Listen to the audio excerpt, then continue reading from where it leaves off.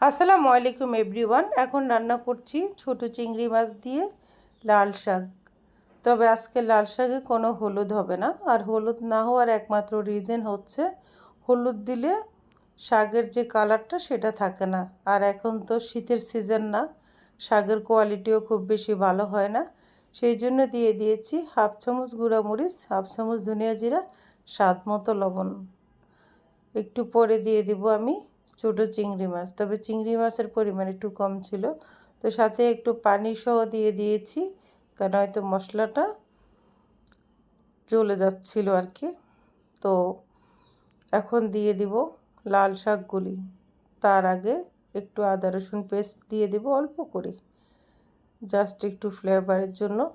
তবে শাকটা হলুদ ছাড়া খুবই মজা হয়।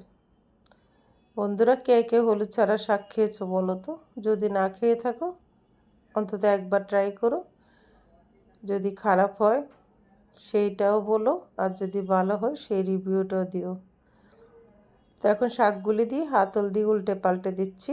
শীতের সিজনে শাক হলে এতক্ষণে একেবারে লাল হয়ে যেত, যেহেতু শীতের না সেই জন্য কালারটা ওরকমভাবে আসবে না।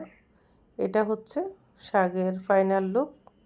আলহামদুলিল্লাহ, শাকটা অনেক মজার ছিল। তো সবাই ভালো থেকো, ভালোবাসো, অবিরাম। আল্লাহ হাফেজ।